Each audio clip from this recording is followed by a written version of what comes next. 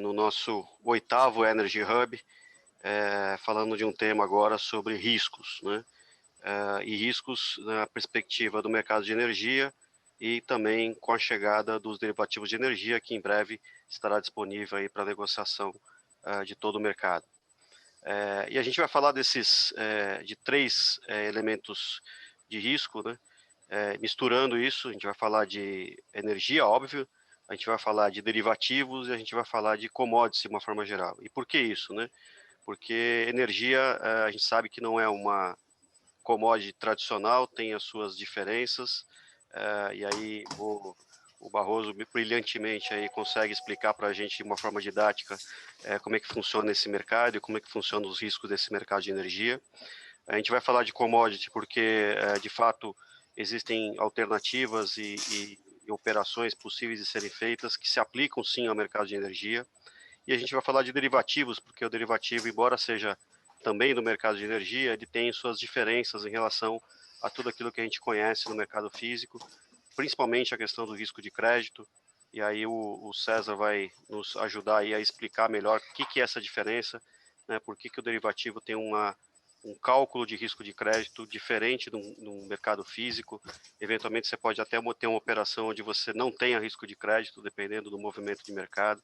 Então, a gente vai tentar misturar esses 3 elementos que têm as suas diferenças, têm as suas semelhanças, e tentar aqui explicar um pouco e ajudar todos aí que estão, enfim, tocando esse assunto, tratando a questão de gestão de risco de mercado, de crédito para derivativos de energia, para o mercado físico de energia, e tentar ajudar vocês aí nesse processo. Então, eu queria começar primeiro agradecendo a todos pela oportunidade, por aceitar o convite da BBC. Muito obrigado aí, Barroso, César, Thiago. Prazer enorme aqui estar com vocês. E queria começar pelo Barroso aí para iniciar uma explicação aí breve sobre o que é o risco de mercado de energia e como é que funciona para que a gente possa começar. Lembrando que a gente tem as perguntas, quem quiser fazer as perguntas pode mandar pela ferramenta de Q&A aqui, eu vou recebendo e vou, na medida da condução aí do webinar, colocando essas questões aí para os debatedores. Barroso, com você, mais uma vez, obrigado aí. Você está no mudo. Beleza, beleza. Carlos, obrigado, ótimo estar com você. Boa tarde a todos que estão participando, em especial César e ao Thiago. Acho que a gente vai ter um bom debate para pensar um pouquinho sobre risco além do mundo da energia, né? E quando a gente fala em riscos, a gente fala no setor elétrico, você falou muito bem, Carlos, a energia ela é percebida como sendo um produto diferenciado das demais commodities, basicamente porque ela não é, pelo menos ainda em grande escala, armazenável, né? Então, a gente consegue armazenar os insumos que produzem energia, por exemplo, água, até mesmo combustível, mas o megawatt-hora mesmo, agora que a gente tem as baterias chegando, mas ainda assim, em grande escala, a gente não consegue ter o armazenamento. Vamos caminhar para isso. Mas, tirando esse elemento, que esse elemento é importante, eu acho que a gente tem nos principais riscos do mercado de energia uma similaridade muito grande com o que existe com outras commodities, né? Então, ele é um mercado que, primeiro, ele é segmentado em 2 mundos. Um mundo é o mundo físico. O mundo físico ele é gerenciado normalmente por um operador do sistema de geração e transmissão, e ele é um mundo que obedece a leis físicas, basicamente a leis escritas há muitas décadas atrás. A mais importante delas é a segunda lei de Kirchhoff, basicamente, o Kirchhoff, né? Que define os caminhos dos elétrons no sistema físico de transmissão. Então, a gestão desse processo físico ele é feito por um operador do sistema elétrico.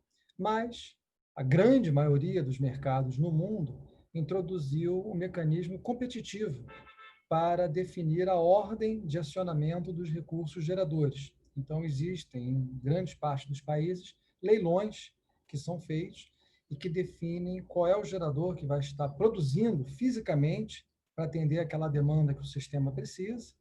Esses leilões eles são gerenciados pelos operadores do sistema ou de mercado, e isso dá um casamento entre oferta e demanda, exige uma obrigação no gerador fisicamente produzir alguma coisa para entregar lá para o operador. Em paralelo, existe o mundo financeiro. O mundo financeiro, ele é um mundo onde você, gerador, faz um contrato com o consumidor.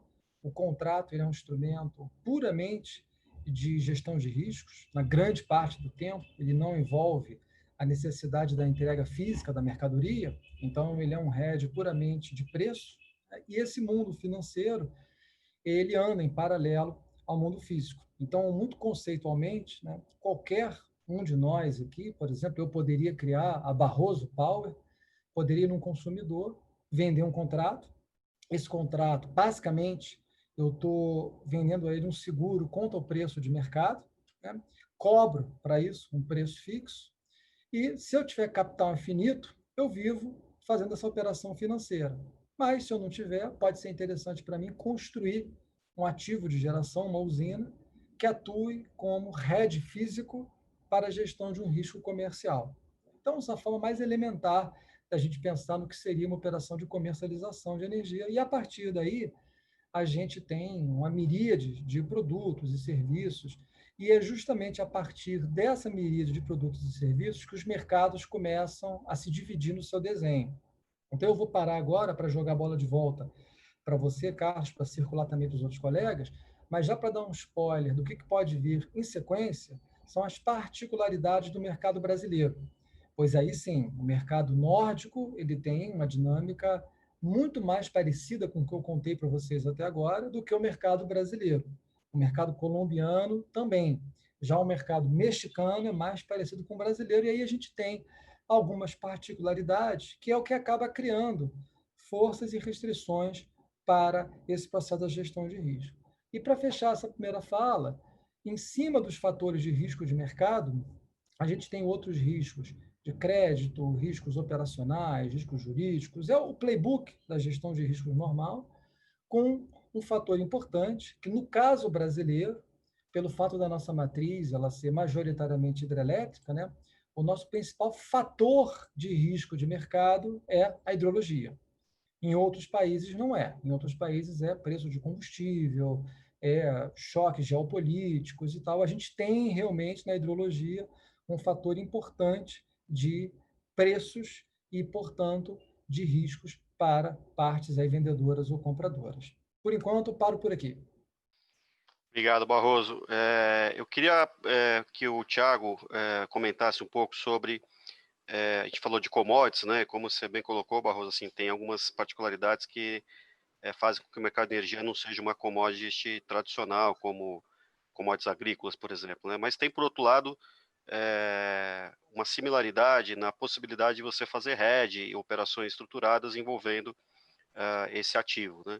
E aí eu queria passar a palavra então para o Thiago também para falar um pouquinho qual que é a visão dele, com a experiência que ele tem em relação à realização desse tipo de operação e a importância do mercado de derivativos para isso, né? Como é que o mercado de derivativos contribui para que a gente consiga ter uma diversidade, uma variedade e cada vez mais operações com esse ativo, se a gente não chamar de commodity, mas chamar pelo menos de ativo, que é o mercado de energia, fazendo uma comparação, obviamente, das semelhanças com outras commodities, né?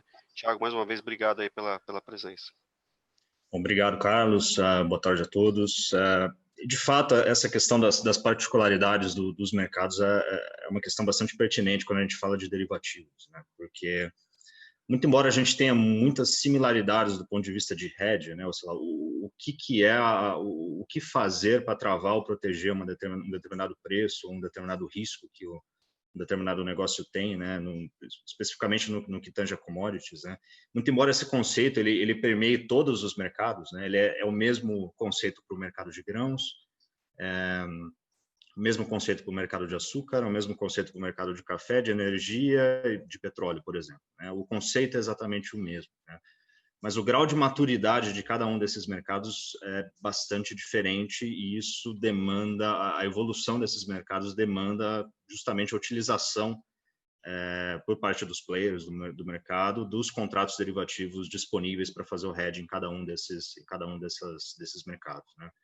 Se a gente olhar para mercados mais maduros, o mercado de grãos, por exemplo, ou o mercado de açúcar, derivativo é uma variável do dia a dia. Então, se você falar com uma usina de açúcar, por menor que ela seja, ela sabe como funciona a venda de um futuro na bolsa, ela sabe o que é um OTC, ela sabe, a maior parte delas, pelo menos, sabe o que é uma opção e sabe como encaixar esse tipo de operação no seu negócio, né? Para travar uma margem, para ter um pouco de previsibilidade dos resultados futuros, né? Ou até mesmo para proteger um pouquinho o balanço, proteger o fluxo de caixa.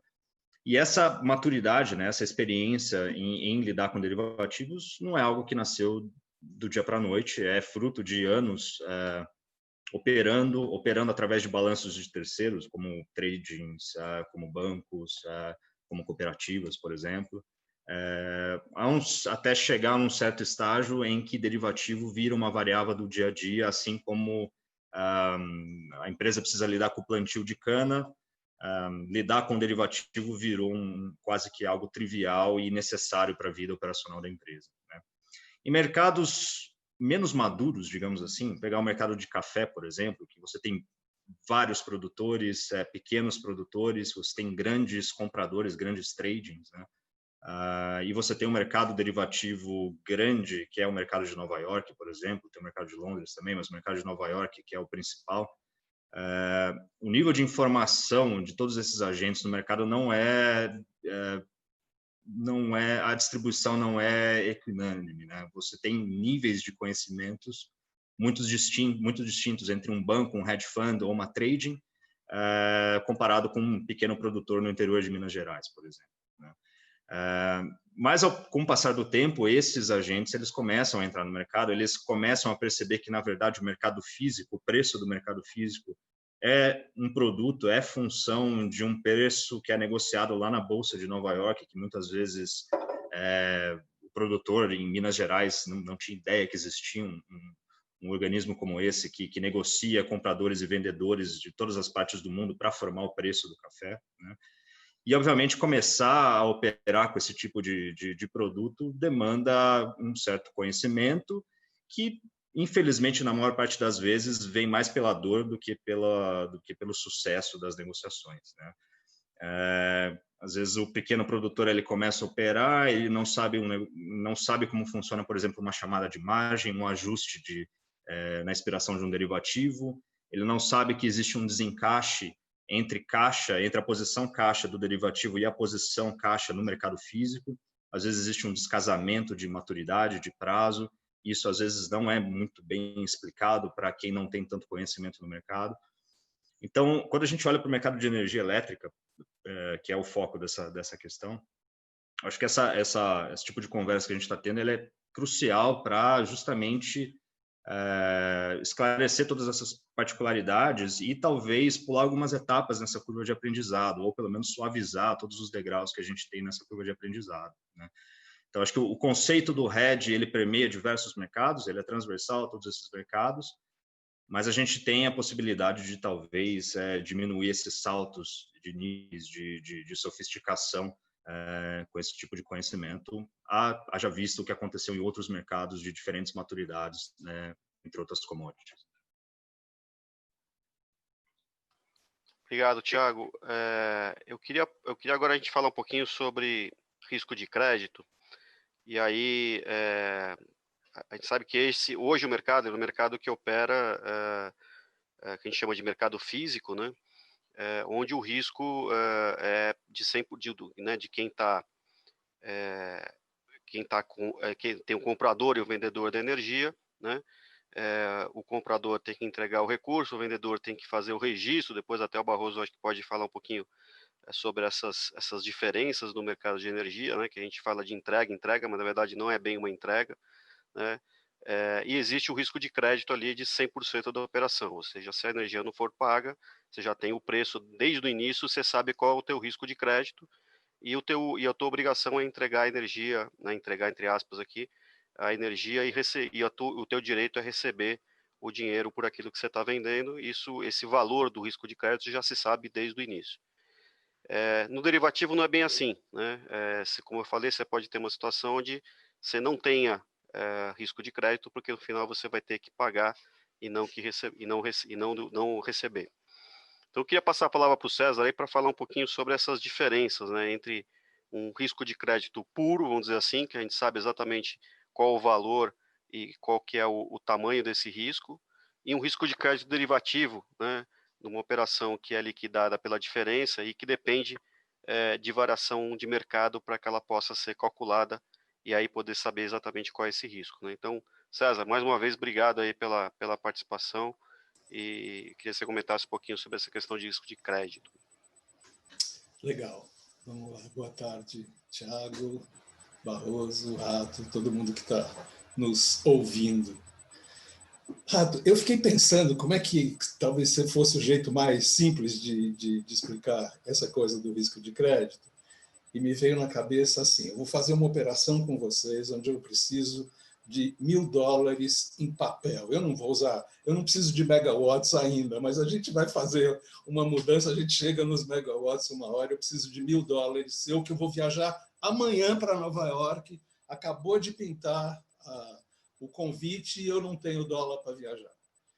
Aí eu ligo para você, que é meu amigo, e você me diz o seguinte, peraí que eu tenho um gerente amigo aqui, eu vou te resolver esse problema para você. Você liga para o gerente, compra $1.000 a 5,50.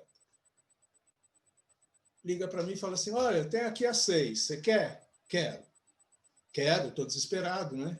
Fechamos o negócio, eu te faço um TED, você antes de comprar efetivamente os dólares, você já recebeu meu dinheiro, e aí amanhã a gente marca para eu receber essa grana.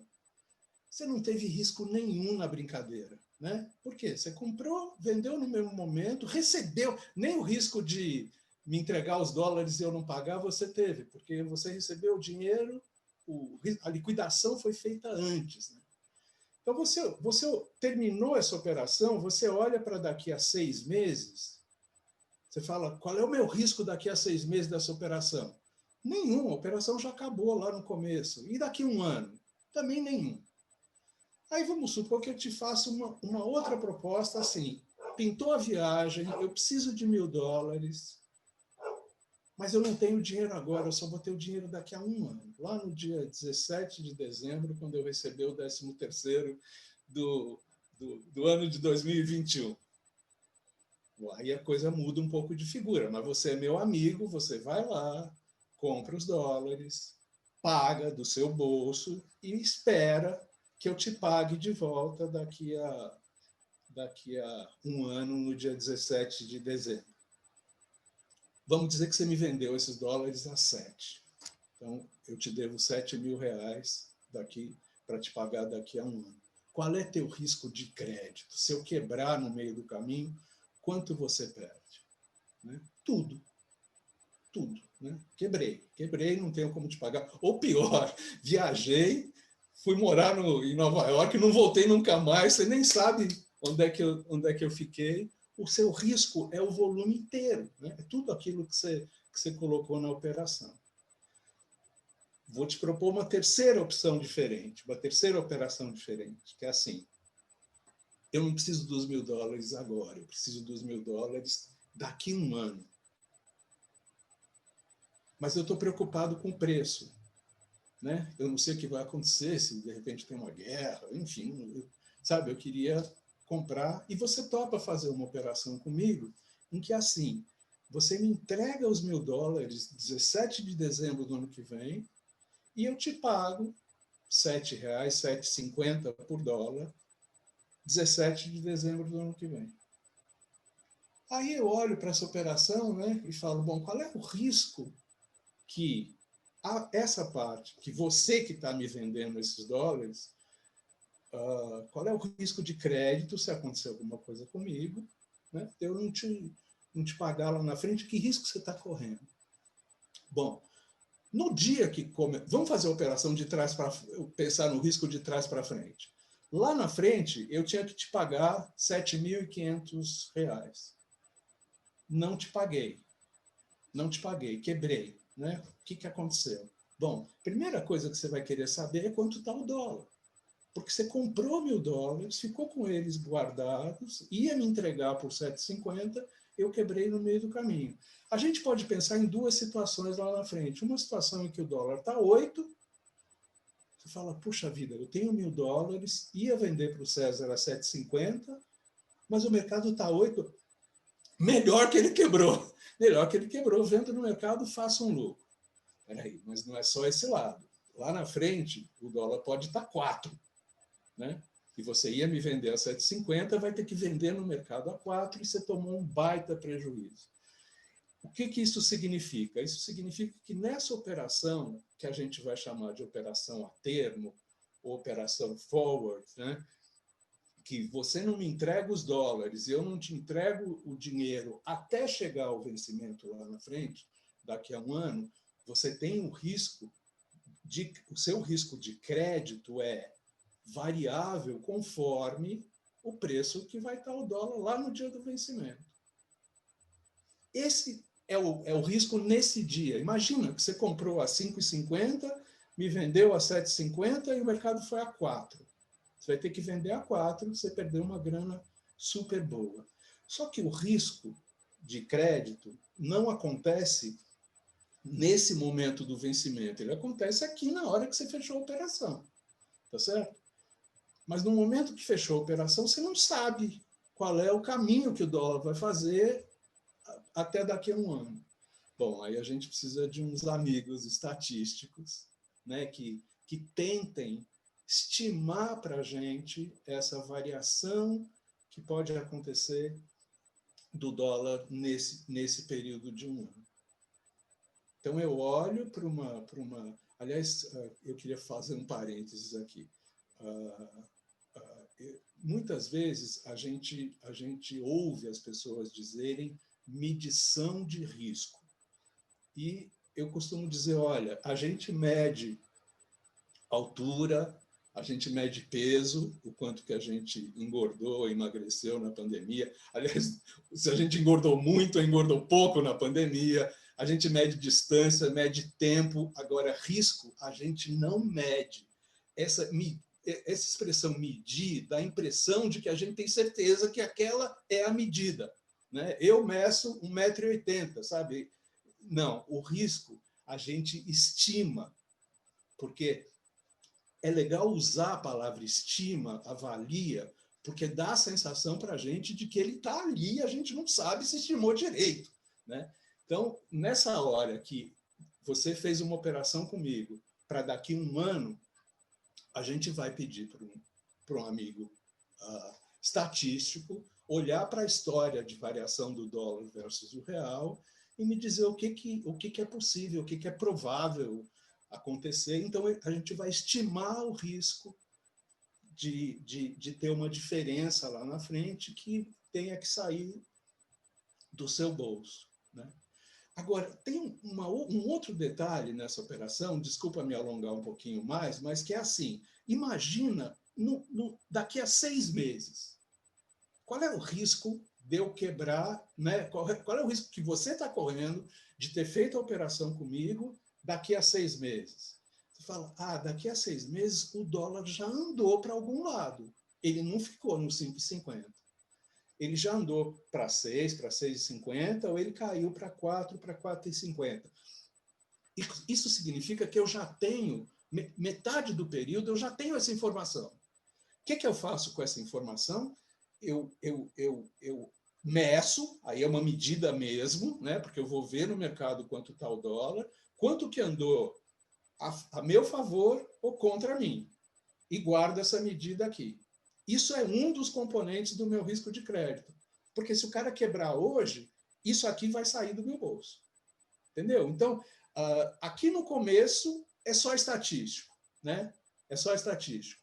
Lá no dia do fechamento da operação, lá no vencimento, é só quanto está a diferença com o mercado. Mas no meio do caminho, o meu risco de crédito varia conforme varia o mercado. Ele tem um pedaço que eu conheço, a gente chama esse pedaço de marcação a mercado, né? De mark to market ou de custo de reposição, né? Se eu tiver que... a minha contraparte quebrou, eu vou ter que fazer essa operação com outro. Então, eu tenho esse pedaço aqui. Mas, voltando aqui para 6 meses, metade da operação, eu olho para frente, eu digo, eu não sei se vai ficar nesse preço que está daqui a 6 meses. Então, eu ainda tenho um componente que eu preciso avaliar estatisticamente, né? Eu vou ter que dar um chute de quanto vai estar, quanto ele vai caminhar nesses próximos 6 meses. Então, assim, a minha medida de risco de crédito, ela tem 2 componentes. Um componente é o quanto o mercado andou contra mim ou a meu favor conforme a operação foi andando. Então, é esse pedaço, eu calculo e chego lá. É $1, é R$1. Andou R$1 contra mim. Então, marco lá, R$1. Vou lá para o meu estatístico de plantão e digo qual é a possibilidade de andar nos próximos 6 meses. Vamos supor que ele me diga, olha, tem 95% de chance de andar um para cima ou um para baixo. Eu falo, um para baixo me prejudica. Então, eu pego esse 1 e somo com esse outro 1 aqui da marcação a mercado, e isso compõe o meu risco de crédito. Um pedaço de como é que já andou a meu favor ou contra mim, e um pedaço de qual é a estimativa que o estatístico faz para os próximos 6 meses. Se você pegar o que o Comitê da Basileia diz para os bancos fazerem, eles dizem mais uma coisinha. Olha, soma esses 2 e ainda põe um multiplicador de 1,4 ali enfim, para garantir que o banco, né, que é obrigado a seguir aquela regra, tenha capital disponível para arcar com esse prejuízo caso ele aconteça. Bom, eu acho que eu me alonguei um pouco demais, mas espero que tenha ficado claro. Obrigado, César. Acho que é importante isso, porque acho que é um pouco essa diferença, né? No mercado de energia hoje, mercado físico, a gente sabe qual que é o risco, né? Porque no momento que você fecha a operação, você sabe qual que é o valor que você está fechando e, consequentemente, qual o valor de risco que está envolvido na operação. No derivativo, não. Né? E aí, usando as tuas palavras, no derivativo você tem que todo dia estimar e medir. Né? No D0 você não tem como medir, porque não passou o mercado ainda, né? Não tem ainda dado, mas a partir do D1 você já tem um dia de medição e X dias de estimativa. E aí você vai caminhando nesse processo. Então, o risco de crédito do derivativo, primeiro que a gente não sabe se aquilo que a gente estimou vai ser de fato o risco de crédito.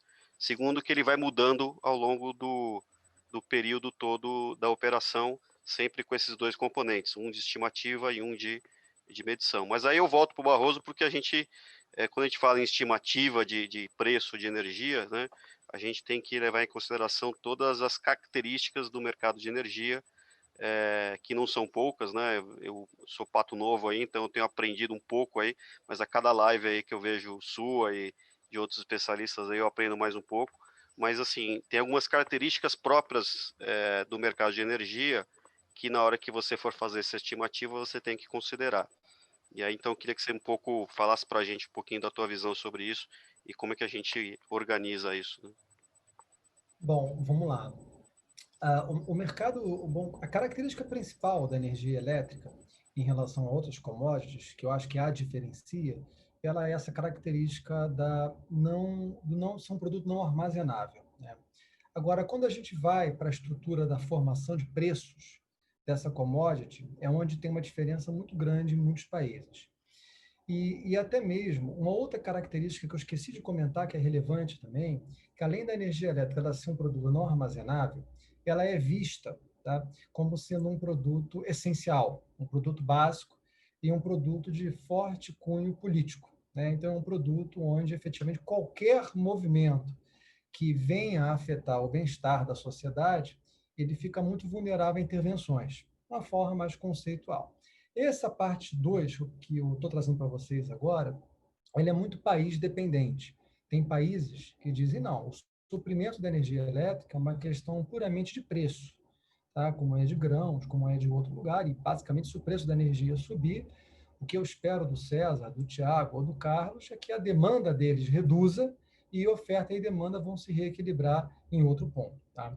Isso realmente ocorre em alguns países, caso de países nórdicos, a Nova Zelândia, em outras economias que têm mercados mais maduros. Mas, efetivamente, a energia elétrica, com essa característica de percepção pela sociedade, dela ser um produto mais básico, ela começa a ter uma vulnerabilidade maior de interferências. E isso no Brasil tem um processo exacerbado. Por quê?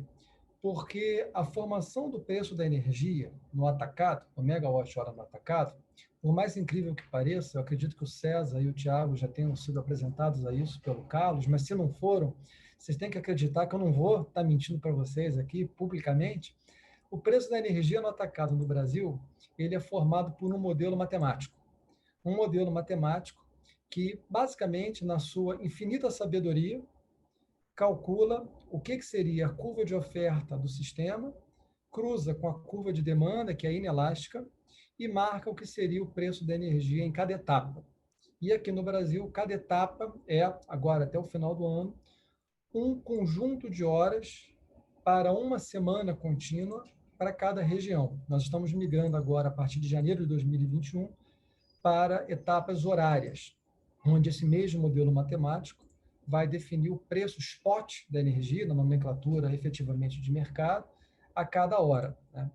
E esse modelo matemático, ele funciona baseado num algoritmo super complexo, de programação dinâmica, estocástica, dual, um negócio todo enrolado, não vale a pena entrar aqui, mas é uma maquininha, vamos pensar assim, que dado um conjunto de hipóteses, se aperta um botão, ele produz o que seria o preço da energia no mercado do atacado. E esse preço da energia, ele tem um piso, ele não pode ser menor do que algo em torno de R$ 50 o megawatt-hora, estou arredondando aqui, e tem um teto, ele não pode ser maior do que algo em torno de 600 e poucos reais o megawatt-hora também, ele funciona ali no meio, né? Então, a formação do preço da energia no mercado físico tem uma característica no Brasil muito singular. Ela não vem de um mecanismo de mercado onde a energia reflete a real disposição dos vendedores a vender e a real disposição dos compradores a comprar. O preço da energia no mercado físico, ela vem de um processo puramente técnico, um processo matemático, que, por sua vez, é assim porque a operação do sistema, aquele mundo físico comandado pelos operadores do sistema no mundo inteiro, no caso do Brasil, optou por uma coordenação centralizada da operação das usinas hidrelétricas que estão numa mesma cascata hidrográfica e tudo mais. Mas, na prática, para a gente aqui, eu acho, para a nossa cabeça mais financeira, o que acontece é que existe um modelo matemático que forma esse preço. E esse modelo matemático ele é muito vulnerável às hipóteses de entrada, como vocês podem imaginar.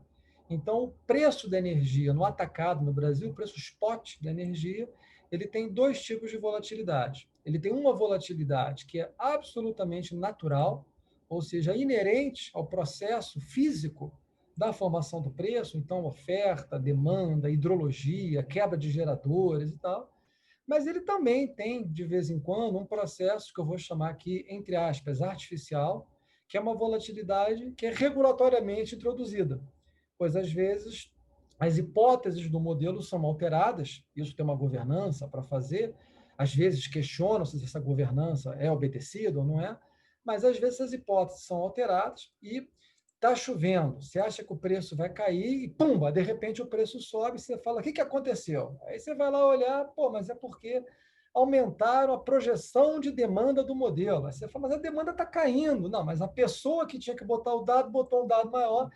E aí, o César, você pode, nesse exato momento, parar de comer o seu dedo, que você vai se roer todo aqui, se você continuar assim, com um processo absolutamente estranho. Mas é assim. E é assim, veja, desde que eu entrei no setor, todos nós aqui nos acostumamos a isso, né? E no mundo físico vive-se com isso. E nós temos um mundo paralelo, que é o mundo financeiro, que basicamente é o mundo de negociação de contratos. Contratos, muitas vezes, a termo, como você comentou, a sua explicação, César, foi perfeita, contratos bilaterais, e que têm indexações de preços que, algumas vezes, são referenciadas ao preço spot, algumas outras vezes são referenciadas à tarifa da distribuidora, ao custo marginal de expansão, a outros fatores. E esses mundos físicos, e financeiro, eles vão andando em paralelo. Então, no mundo financeiro dos contratos, existe efetivamente um processo mais mercadológico, mais de oferta e demanda. A disposição a vender contratos, ela casa com a disposição a comprar contratos dos consumidores, e há um mercado de contratos. Porém, nós temos uma regra básica no Brasil, que ela é enlouquecedora, que ela exige que cada contrato feito entre uma parte vendedora e uma parte receptora, compradora, ele seja obrigatoriamente respaldado por um certificado de garantia física. Ou seja, cada contrato lá na Câmara de Comercialização de Energia Elétrica precisa ser registrado e demonstrar que aquele contrato tem, entre aspas, lastro. Tá? Isso é uma coisa muito interessante, porque se uma instituição puramente financeira vier aqui e quiser fazer uma operação financeira, você pode fazer a operação financeira que você quiser. Mas no final do dia, o consumidor vai ter que ir lá na CCE e demonstrar para a CCE que o contrato dele está respaldado por um lastro, por um certificado de garantia física, que é como o lastro ele é conhecido. Isso é uma diferença muito grande do mundo das commodities, porque no mundo das commodities, quando você faz um derivativo, você tem um futuro e tal, você está fazendo uma operação basicamente financeira, né, trocando dinheiro para um lado, dinheiro para o outro, você pega aquele dinheiro e você vai comprar o produto no físico, né, quando você tem necessidade. No mundo brasileiro e no mundo da energia, é uma coisa meio estranha, porque o físico, quem resolve é o operador nacional do sistema. Mesmo que você não faça nada, você consumidor, vá para a praia, basicamente, para a praia não pode ir mais por causa da Covid, né? Mas mesmo que você vá para qualquer lugar, tá? Fique em casa, não se contrate nem nada, energia na sua casa vai chegar, na sua fábrica vai chegar. Porque quem garante essa entrega é o operador nacional do sistema. Agora, contratualmente, a Câmara de Comercialização de Energia Elétrica vai te dizer assim, doutor Carlos, o senhor consumiu aqui, cadê o seu contrato? E não tem penalidade. O Carlos tem uma obrigação, o consumidor tem uma obrigação de contratar.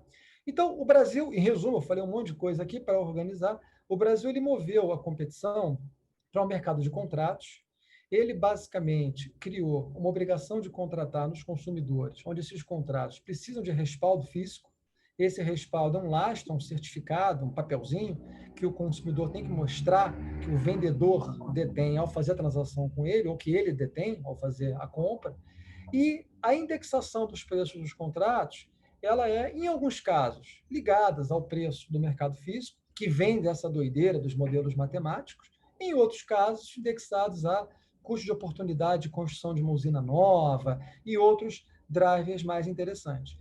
Porém, o que é um fator muito diferencial é que o Brasil, ele ao longo de muitos anos, praticamente 15 anos, ele veio buscando uma solução que tornasse cada vez mais financeiros os produtos negociados. Então, é uma demanda do mercado a gente migrar para produtos mais financeiros, para que a gente possa, com isso, atrair novos atores e, com isso, criar mais liquidez para o mercado como um todo. Mas a gente tem aspectos da regulação que são bastante peculiares no Brasil e que a gente acaba tendo que bypassar, né, que superar para criar um mercado financeiro que ande em paralelo ao mercado físico. Porque até então a gente tem um processo bastante misturado entre esses dois mundos. Vou parar por aqui para não me estender mais. Obrigado, Barroso. Eu até aproveitar esse gancho que você me deu em relação à liquidez, tem uma pergunta aqui, e aí vou endereçar para vocês, talvez o César possa começar aí respondendo, que é justamente isso, quer dizer, como mensurar o risco de um derivativo em mercados com baixa liquidez, né? E aí, assim, eu acho que a gente já tem no Brasil outros mercados aí, estou pensando no mundo financeiro, já com liquidez até inferior ao que existe hoje no mercado de energia, e de alguma forma esses ativos são, e os derivativos são precificados também. Então, César, eu só queria que você desse e aí você trabalhou muito com risco de mercado, né? Então você, né, nos bancos aí, você calculava aí todo o risco do banco e alguns ativos eles realmente, de fato, não tinham liquidez. Enfim, como é como é que você enxerga essa importância da liquidez e como calcular, né, como considerar ativos eventualmente com baixa liquidez, né? Legal. Ô Barroso, você sabe que você me fez lembrar? Rato, você se lembra quando começaram as operações de export notes? A gente no mercado brasileiro, a gente não Não era podia desse fazer... tempo, não, mas eu lembro. Não é, Alguém me contou, alguém me contou. Não é do seu tempo, tá bom. Denunciei minha idade. Não, isso não faz tanto tempo assim, não. Mas, enfim. A gente não 93, podia, 94. a gente não podia fazer operação no mercado financeiro indexada a dólar, de jeito nenhum, né? Então, obviamente, o que alguns bancos faziam fazia em reais e fazia uma cartinha de gaveta indexando a dólar e guardava na gaveta se precisasse, tal, mas eu nunca participei disso. Mas aí surgiram as operações com export note, porque assim, o exportador ele tem lastro, o lastro da exportação. Né? É a mesma coisa que você estava falando do lastro de ter um gerador. gerador, alguém que gere fisicamente o treco. Quem que gera dólar? Quem gera dólar é o exportador. Ele tem possibilidade de gerar dólar? Tem. Então ele pode emitir uma export note com você. Né? E aí que começou o mercado de export note. Bom, dali para um swap que não precisava mais de lastro, foi um pulo, não foi um pulo de um dia, né? Demorou aí, sei lá, 3, 4 anos, mas chegou uma hora que o swap acabou com essa história da export note. Mas deixa eu falar sobre a liquidez, que é a questão da pergunta.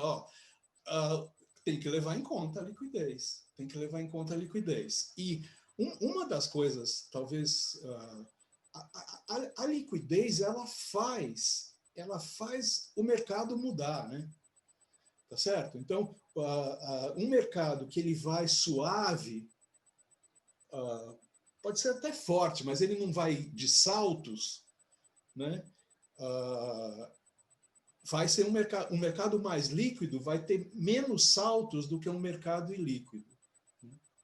Teve uma época que a gente tinha na carteira alguns ativos que eles eram tão ilíquidos que a gente precisava fazer uma reunião no final de cada mês para cada um dizer quanto achava. Não tinha ainda uma regulamentação que dissesse avalia de tal jeito, né? A gente fazia uma reunião. O cara da área comercial vinha, o cara da tesouraria vinha, o cara das finanças vinha, eu ia porque eu era o cara de risco de mercado, e você fazia uma reunião e contava qual era a situação da empresa ou a situação do contrato, e a gente definia sem calculeira, sem nada, com base naquilo que a gente achava que era adequado, né? A gente fala que isso é uma decisão menos técnica, uma decisão mais fundamentalista, né? Porque a gente está indo nos fundamentos da operação, só que, puxa vida, a gente não tinha nenhum recurso estatístico, né, para isso, para essas operações específicas, porque não tinha história, né? Não se assemelhava a nenhuma distribuição de probabilidade, enfim, né? Eram coisas que aliás, eu estava lendo e até tinha pensado em falar sobre essa história da incerteza keynesiana, né? Uma coisa é você ter determinados riscos que você consegue modelar, você consegue dizer, isso aqui é uma curva normal, isso aqui é uma curva... Você tem uma certa escala de probabilidade. Por exemplo, a altura das pessoas, você tem uma certa escala. Você sabe que você não vai encontrar um cara de 3 metros amanhã, quando você sair na rua depois de terminada a pandemia, né? Você não vai encontrar um cara de 3 metros. Então, a altura das pessoas tem aquela distribuição. Mas o Keynes falava de uma outra incerteza, que é aquela que você não sabe mesmo. Qual é o preço quanto vai ser a taxa de juros daqui a 20 anos? Não tem como você saber. E esse componente da incerteza aumenta na questão que o nosso amigo perguntou, Porque na hora que você tem menos liquidez, você tem menos confiança de qual é o preço que está no mercado, em primeiro lugar. Em segundo lugar, o que acontece na hora que você que tem um evento que quebrou, a contraparte quebrou, faliu. Como é que eu marco, como é que eu avalio aqui meu resultado agora, né? Não tem jeito, você vai ter que botar níveis de segurança aí em cima, né? Esse multiplicador que eu falei que a Basileia usa aí de 1,4, de repente para mercado ilíquido ele vai falar, ó, usa 2, dobra, né? É o único jeito que tem para quando você não tem a segurança de que vai ter mercado na hora que você precisar. Obrigado, César. Eu queria passar a palavra para o Thiago também, mas só também fazer um comentário um pouco, aproveitar também aí fazer a propaganda da BBC. Mas assim, acho que eu realmente, não só da BBC, acho que do mercado também, eu não considero o mercado de energia tão ilíquido. Já vi muitos mercados muito mais ilíquidos do que o mercado de energia. Acho que a gente, e a BBC acho que faz um papel importante nesse sentido de trazer cada vez mais liquidez para esse mercado. Óbvio que tem espaço para que essa liquidez cresça e acho que acredito muito, e a gente acredita muito no derivativo como uma das ferramentas que vai trazer mais liquidez no momento que abre espaço para mais players participarem desse mercado, vis-a-vis o que aconteceu com o mercado de dólar, que hoje o mercado de dólar spot, o preço spot do dólar é basicamente formado no mercado futuro, né, dado o tamanho da liquidez do mercado futuro vis-a-vis o tamanho da liquidez no mercado spot. Então, eu de fato não acho que o mercado de energia é tão ilíquido assim, tanto é que a gente solta a curva de preço, e principalmente no curto prazo, a gente pode discutir se ele é ilíquido, como o César falou, em operações de mais longo prazo, que de fato aí você começa a entrar num campo de incerteza maior, mas de fato não acredito, depois até eu queria que vocês comentassem também sobre isso, mas não acredito que ele é tão ilíquido assim, já vi mercados mais ilíquidos nesse mundo. Thiago? Não, eu queria puxar o gancho um pouco do César, quando ele comentou que ele se reunia, quando havia produtos muito ilíquidos, né, e na hora de calcular o risco, né, às vezes era difícil você rodar um VAR para algo que você não tem uma distribuição de probabilidade bem definida. Às vezes você tem que sentar com o trader, sentar com o comercial, sentar com o risco e colegiadamente discutir critérios e alçadas e limites de risco, né. Isso, de fato, é quase que uma arte, né? Porque se você tem contratos extremamente líquidos, ou se você pegar a bolsa, por exemplo, ativos que são negociados, sei lá, com bastante liquidez em bolsa, sei lá, o petróleo, por exemplo, o gás natural, se você pegar vencimentos curtos, né, contratos de vencimento de 1, 2 anos, né, você consegue adaptar um pouco as ferramentas estatísticas para você definir o teu VAR, o teu limite de operação. Mas quando você pega horizontes de 10 anos, por exemplo, e você que tem baixa liquidez, pode até ter elevada liquidez em momentos de bonança ou de otimismo no mercado, mas quando a coisa aperta, a liquidez simplesmente desaparece desses vencimentos. De fato, você não pode, enfim, recorrer 100% simplesmente a modelos estatísticos, né? Você precisa ter um pouco no feeling do trader e saber qual que é o impacto no caixa da tua empresa, do teu banco, enfim, da tua mesa de trading, se aquele mercado desabar ou subir for contra a posição que você está na tua operação de hedge ou de trade, qualquer que seja. Eu queria puxar só um exemplo, na crise de 2008, por exemplo, um cliente de uma empresa que eu trabalhava, ele tinha uma operação de gás natural de 10 anos, se não me engano. Eu não lembro se era 10 anos, mas eram muitos anos. Era um ponto na curva que existia liquidez, mas, enfim, a posição dele era mais que 50% do open interest daquele contrato em específico, né? E quando veio a crise, quando o preço do petróleo e das outras commodities de energia desabaram, o cara ficou preso na posição, ele tinha mais de 50% dos contratos em aberto daquele vencimento, a liquidez desapareceu, ele não conseguia sair, se não me engano ele estava comprado, se não me engano não, ele estava comprado, o mercado desabou, ele precisava sair da posição para liquidar as perdas, ou pelo menos para estancar as perdas, e não tinha vendedor, porque simplesmente na crise todo mundo saiu dos vencimentos mais longos, se concentrou mais nos curtos, e o cara morreu com a posição na mão, tinha ajuste para mandar para a bolsa, chamada de margem, e o cara quebrou. Quebrou ele e quebrou a corretora dele e quase quebrou a seguradora, né? Então, essas nuances, né, de risco, né, de limites de risco.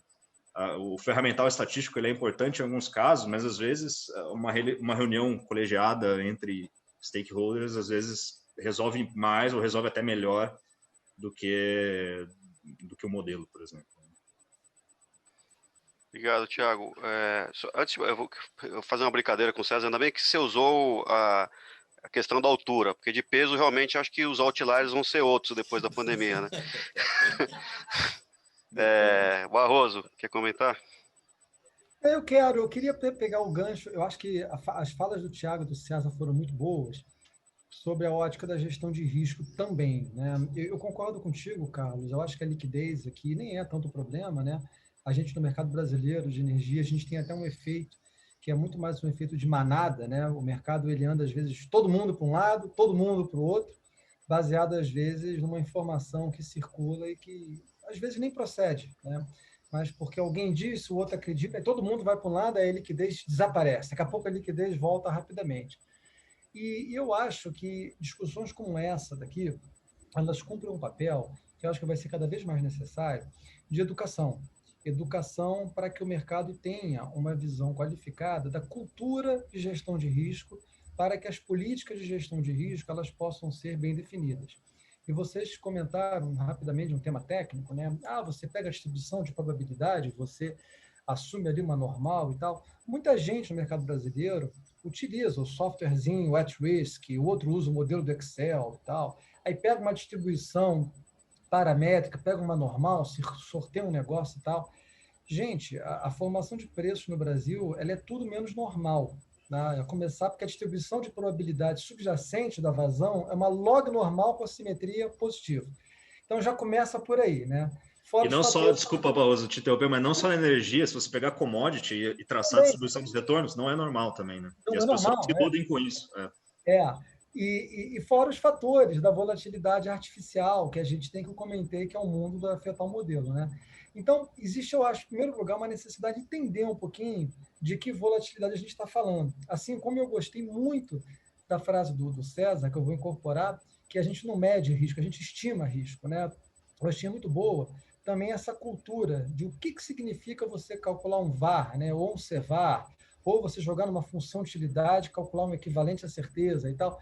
Essa cultura eu acho que a gente precisa disseminar mais no Brasil para que a gestão de risco ela seja, em primeiro lugar, antes de tudo, um ativo individual. Antes da gente discutir chamada de margem, segurança de mercado, o colateral que você faz e tal, se os agentes não tiverem por si próprio a política de gestão de risco calcada em identificação de fatores, quantificação, estimação e tudo mais, a gente não consegue, nem com o melhor mecanismo de segurança de mercado do mundo, sobreviver. Então, esse é um ponto que eu queria só resgatar das falas de vocês, né? Agora, no caso do mercado brasileiro, eu acho que a gente até nasceu no mercado livre, né? De uma forma até muito similar ao que vocês descreveram, né? Você tinha literalmente ali um balcão que você tinha 2, 3, 4, 5, 10 traders que controlavam tudo, e aí a turma vai negociar, é normal. Mas hoje a gente atingiu um tamanho muito grande. E esse tamanho muito grande, eu acho que ele demanda, é um tamanho que vai crescer cada vez mais, e é um tamanho que demanda mais e mais a presença de produtos financeiros como fontes de liquidez.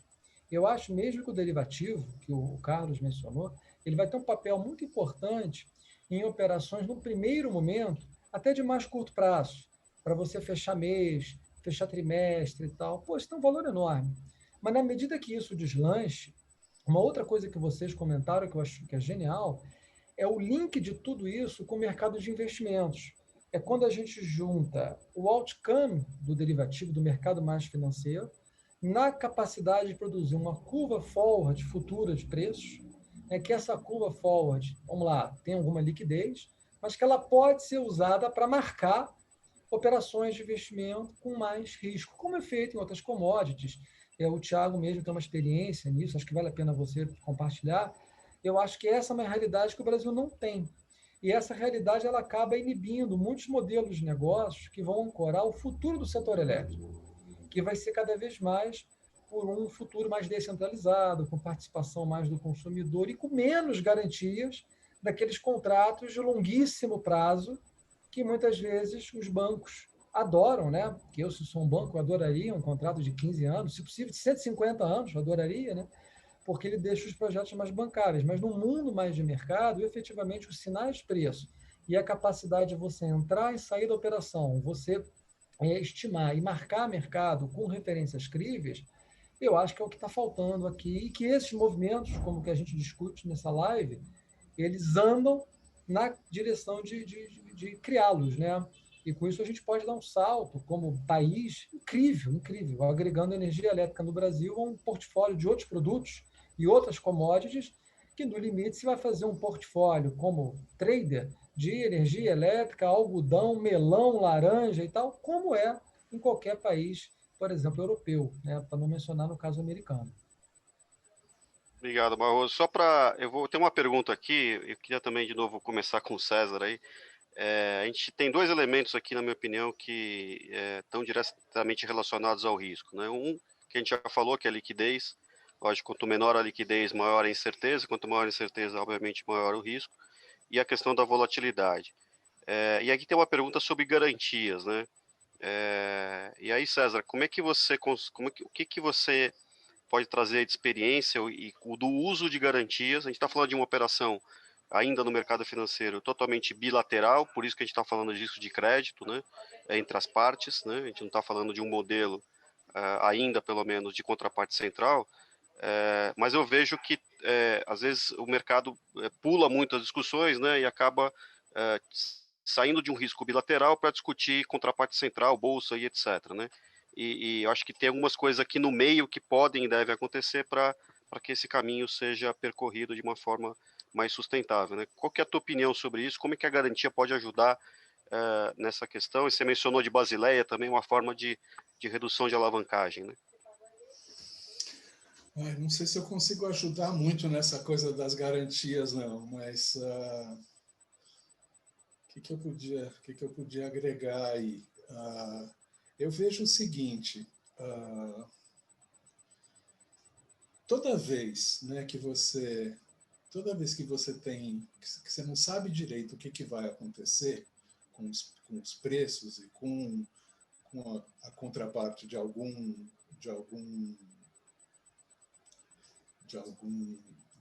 contrato que você fez, você vai recorrer a algum método para estimar o preço, né? O preço futuro, estimando o preço futuro, você estima o risco que você está correndo naquela operação, especialmente nesse caso de garantia e tudo, o risco de crédito, né?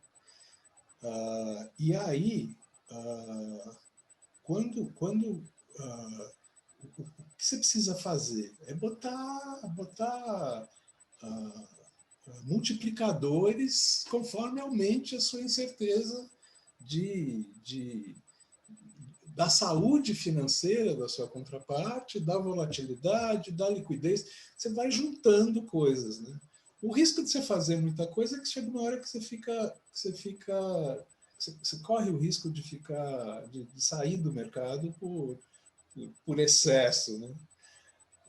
Mas a experiência que a gente tem, pelo menos a experiência brasileira que eu acompanhei, das bolsas e tudo, das margens e tal, parece que essas margens são bem administradas. Eu não vi muitos problemas, mesmo nos saltos grandes que o mercado deu, né? Eu acho que teve um problema grande na virada do dólar lá de 98, 99. Eu acho que, sabe, as garantias quase que não foram suficientes, mas, enfim, o Banco Central também dá umas mãos aí em alguns momentos para o mercado financeiro. Rato, não sei se eu consigo ajudar muito essa pergunta, viu? Não, mas é isso mesmo. Até eu queria colocar para o Thiago essa questão, porque, de novo, aqui a gente está falando embora não seja uma commodity, né, a gente já falou com todas as letras, né? Mas a gente sabe que o risco de commodities ele é um risco alto em qualquer commodity, né?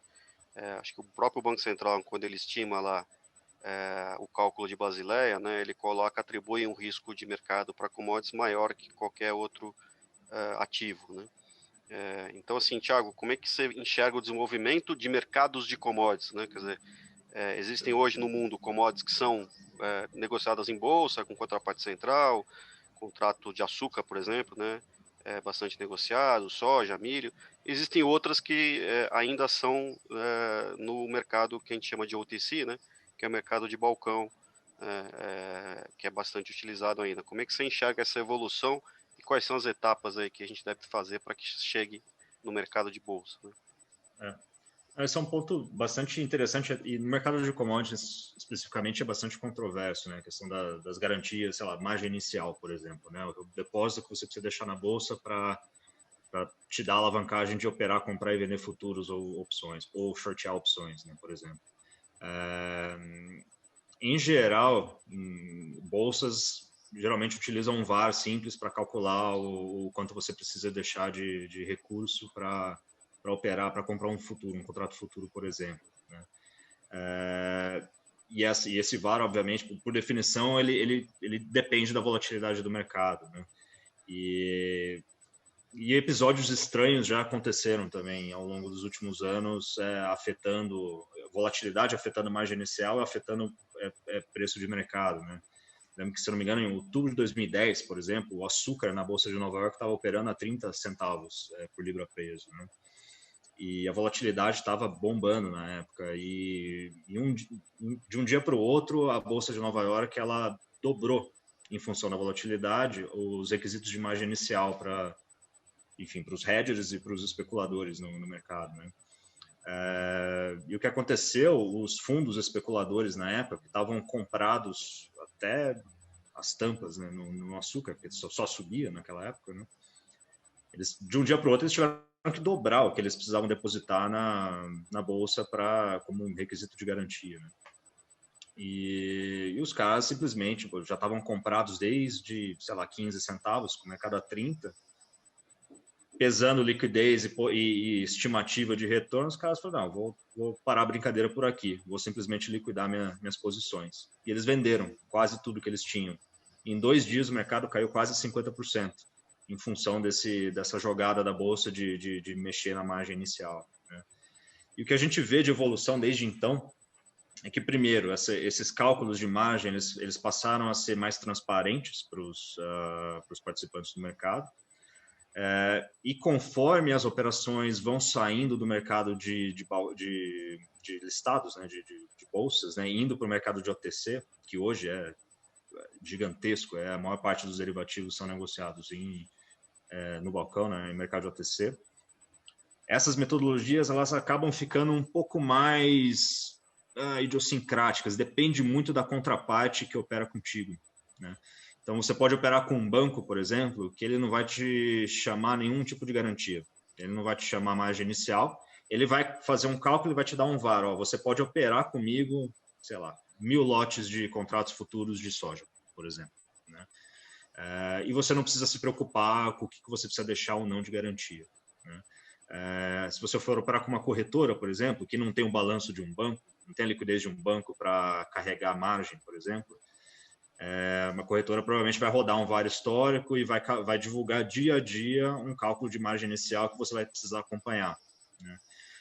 Mas, de maneira geral, essa questão das garantias e das margens iniciais, elas saem um pouco desse ambiente de bolsa, migrando para esse ambiente de OTC, mas numa tendência de aumentar bastante a transparência. Eu acho que é importante que os participantes do mercado entendam que as margens iniciais e as garantias, de forma geral, elas são importantíssimas para equilibrar o sistema como um todo, que garante a liquidez de todas as partes envolvidas.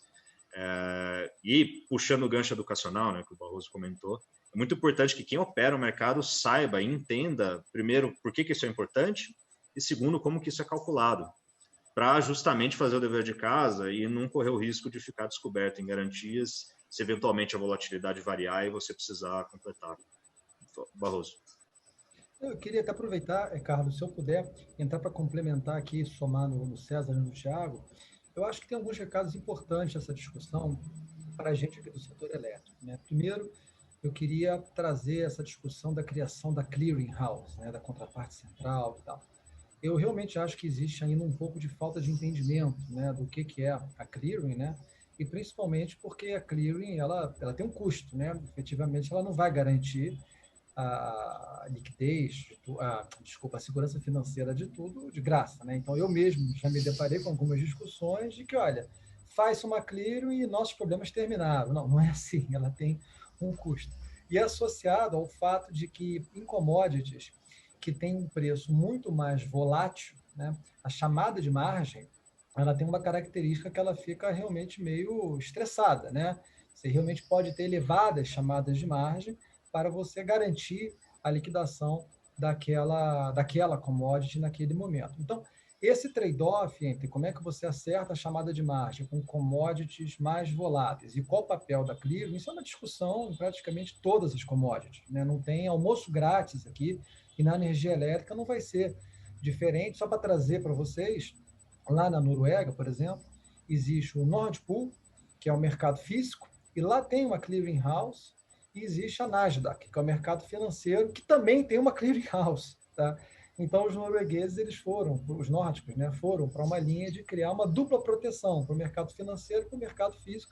E isso, obviamente, que tem custo, e até mesmo essa dupla proteção falhou no ano passado no mercado financeiro, com um norueguês, uma pessoa física, que operava e teve um problema, e eles tiveram um default lá, se não me engano, foi de 100 milhões de euros. E hoje tem uma discussão muito grande se as margens eram suficientes e se cogita até aumentar as margens ou cobrar mais dos agentes para se gerar as reservas para garantir a liquidação. Isso é um ponto que eu achei muito interessante a discussão de vocês. E outro ponto é um pouco que o Thiago falou.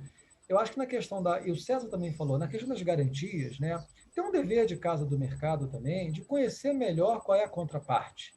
Né? Quer dizer, a gente tem que saber com quem se negocia, você tem que olhar aspectos estruturais, aspectos de governança, minimamente olhar para a cara do cidadão ali, da cidadã, agora pelo Zoom, sei lá, né?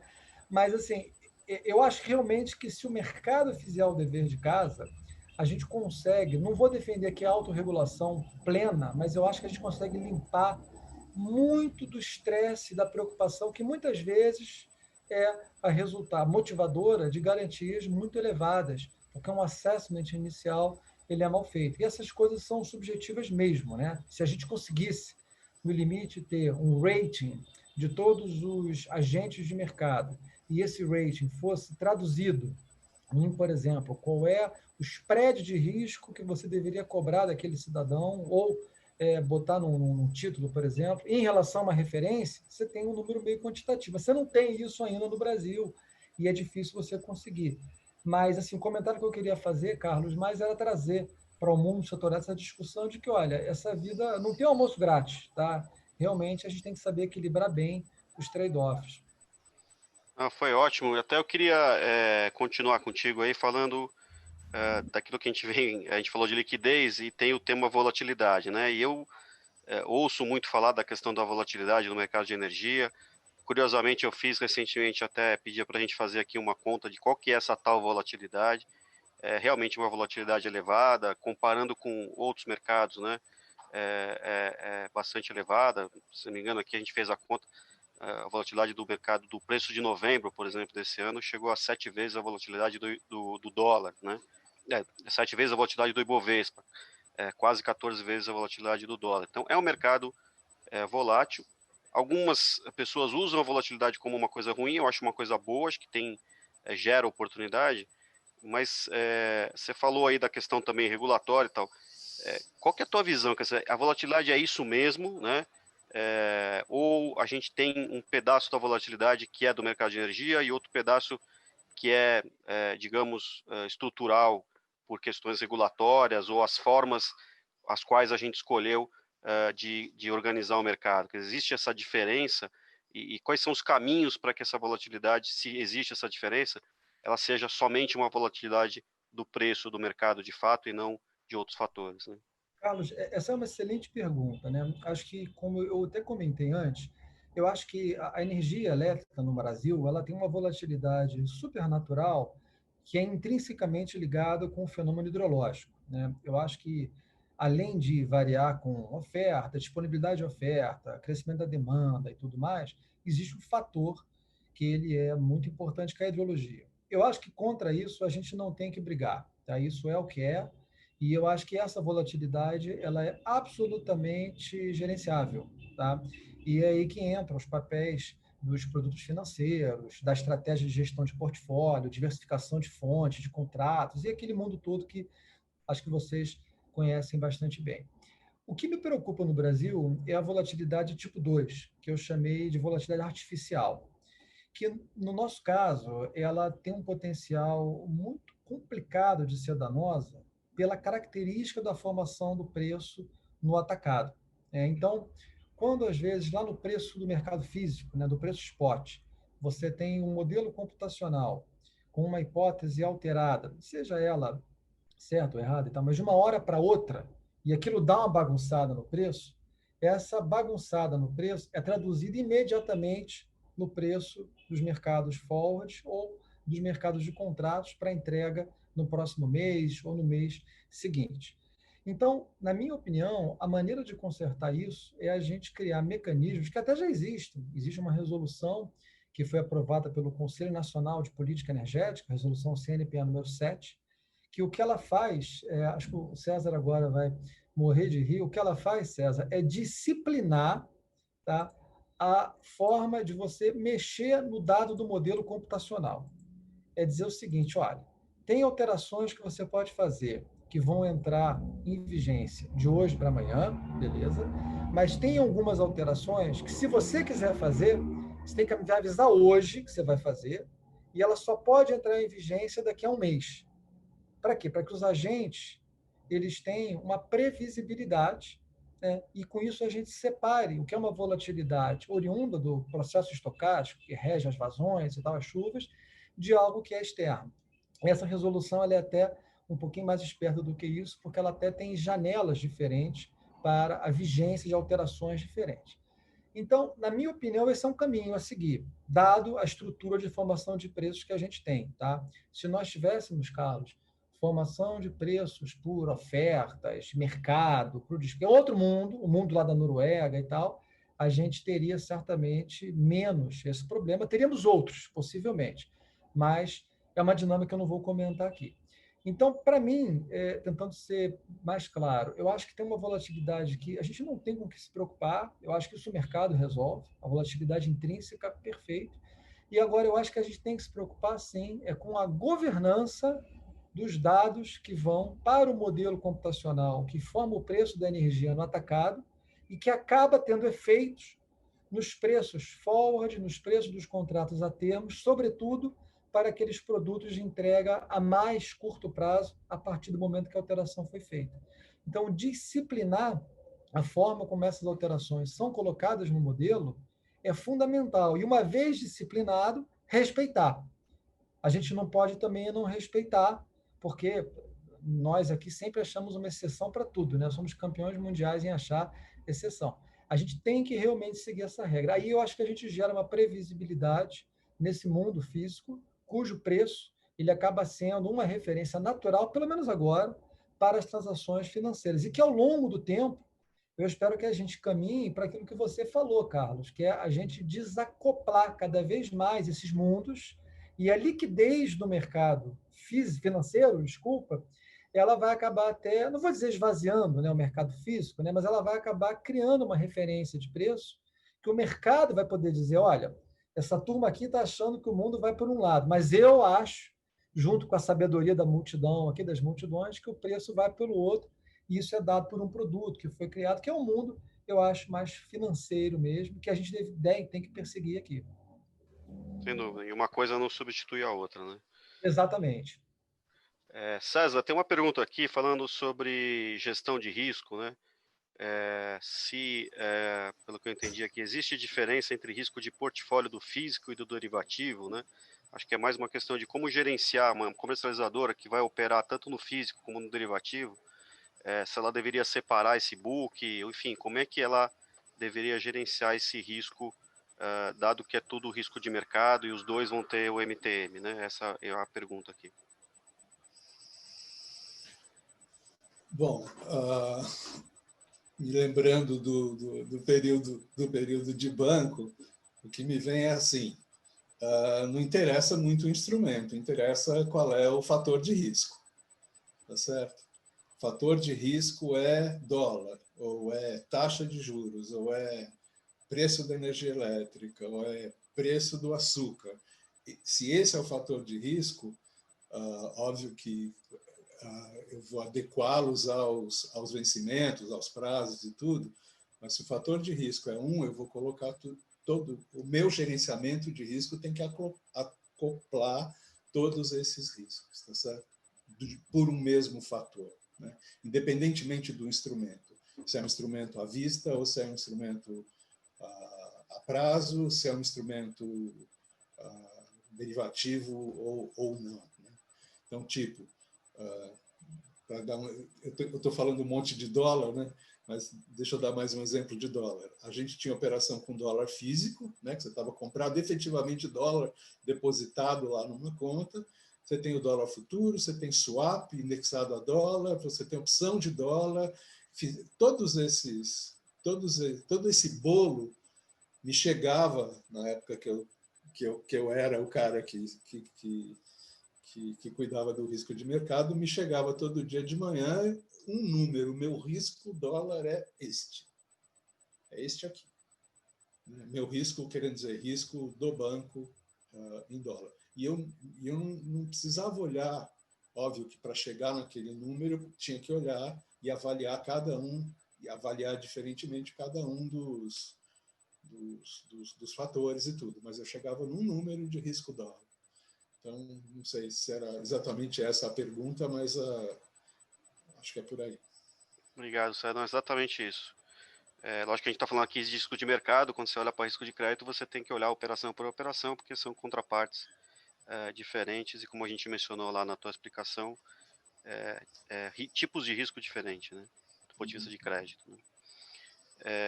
Tiago, tem uma pergunta aqui falando dessa questão que a gente comentou, né? Como pegar um mercado no caso, um mercado de energia, né? Tentar fazer com que esse mercado tenha algum tipo de garantia, mas não inviabilizar o mercado. Porque se a gente olhar para a liquidez atual e para a volatilidade atual, né, tanto a tipo 1 como a tipo 2 aí que o Barroso mencionou, nos levam a uma exigência de margem. Eu também já fiz essa conta, que na prática acaba inviabilizando as operações. Então, a pergunta vem nesse sentido, como equilibrar, e aí talvez experiência de outras commodities, né, que talvez seja não garantir 100% do risco, mas tentar diminuir essa alavancagem. Quer dizer, como é que você vê isso e a experiência em outras commodities? E como você bem colocou, né, hoje no mundo, se você pegar os derivativos no mundo inteiro, mais ou menos 80%, não sei se mudou muito esse número, 80% são operações de balcão, com risco bilateral, cobertos ou não por algum tipo de garantia, e só 20% são feitos em bolsa. Então, acho que é legal também esse número que você trouxe aí, da diferença entre balcão e bolsa, né? Mas, enfim, só para você comentar esse aspecto da garantia. Sim, sim.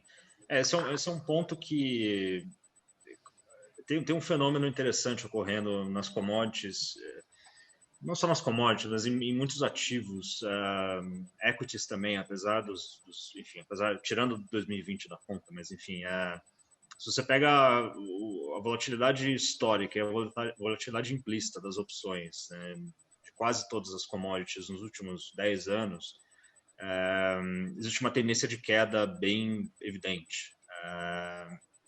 E se você pegar a literatura de finanças, né, principalmente o pessoal que analisa dados de alta frequência, microestrutura de mercado, né, para ver o que influencia e determina a formação de preços e, consequentemente, volatilidade, não existe uma conclusão ainda muito bem aceita do porquê que essa volatilidade está caindo, né?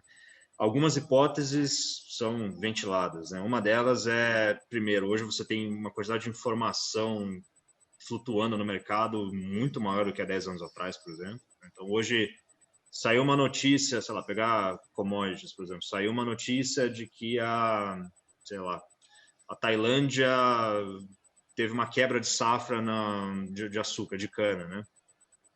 Antigamente, essa informação, ela demorava para chegar a todos os agentes do mercado, né? Saía primeiro no trader local, o trader local passava para o corretor, para o broker dele que operava opções, o cara no piso da bolsa falava com outro broker. Então, a informação, aos pouquinhos, ela ia se dissipando. Então, os impactos na volatilidade de preço eram muito maiores, né? Hoje em dia, saiu uma notícia desse tipo, uma quebra de safra, ou, sei lá, não choveu o que deveria chover, coisa do tipo. Em segundos, todo mundo que opera o mercado está ligado no que está acontecendo, né?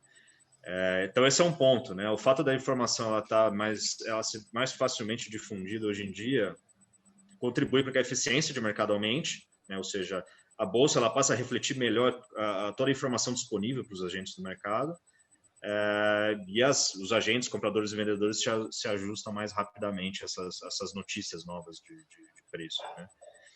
E tem um outro fator também, que é a quantidade de ordens sendo populadas, né, a todo momento, a quantidade de investidores e de ordens sendo populadas. Isso se deve muito também aos algo traders, né, ou, sei lá, os fundos quantitativos que estão operando com robozinhos o tempo todo no mercado, né.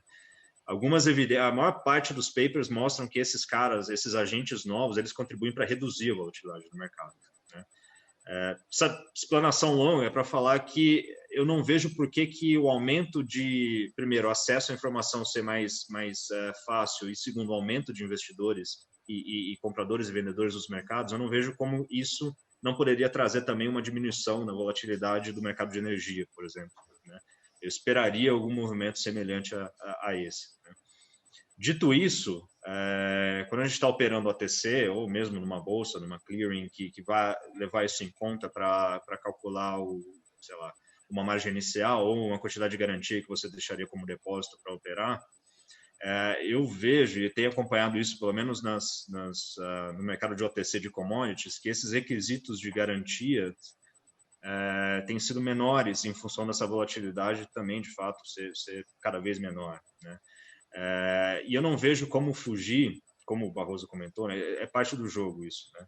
Eu não vejo como fugir dessa questão meio bilateral entre os agentes e a clearing, ou um agente e outro agente, na definição dos limites de operação. Eu acho que a gente vai acabar chegando num consenso de mercado, e isso acho que só a prática, só o uso do derivativo, das negociações no dia a dia que enfim, vai trazer, vai amadurecer esse tipo de mentalidade nos agentes. Então, eu acredito que, primeiro, os requisitos de garantia de margem tendem a reduzir em função da volatilidade cada vez menor em quase todos os agentes que são negociados. E, segundo, a capacidade que os agentes têm de processar melhor as informações também se traduzem numa chamada de margem, um requisito de garantia um pouco menor. Então, esse fine-tuning aí, esse balanço entre o quanto eu posso pedir, requerer de garantia sem quebrar outra parte ou sem onerar demais a outra parte, eu acho que vai muito dessa questão educacional e da questão da difusão de informação sobre risco de crédito e liquidez, né? Não vejo outro caminho que não a difusão de informação e essa via mais educacional dos agentes que operam no mercado. Legal. E eu acho que nesse sentido também a gente às vezes acaba olhando muito margem como capacidade de cobrir 100% do risco da operação, né? Então, acho que não necessariamente a gente precisa começar dessa forma, esse conceito de margem inicial, acho que é interessante. No Brasil a gente não tem muito isso, mas eu acho que pode ser um primeiro passo para tentar melhorar um pouco o risco, né? Então, só tomar cuidado às vezes com os extremos que a gente às vezes atrapalha. Barroso, tem uma pergunta aqui que foi direcionada para você, então não tem nem como escapar, cara. Momento de ir embora. Cair a conexão, né? Botão vermelho. Barroso, para entendimento, você acha que a volatilidade do tipo 2, já está aí, já estão usando a terminologia, né? Que acabou quebrando as comercializadoras, né? Que foi a volatilidade tipo 2 que acabou quebrando algumas comercializadoras. Adicionalmente, como adequar os produtos de energia à alta vol, principalmente aos aspectos da Basileia. Os bancos teriam que abrir uma comercializadora? Se eu entendi essa segunda parte, mas depois a gente detalha um pouco mais. A segunda parte eu fiquei um pouquinho na dúvida também. A primeira parte, olha, eu acho que não.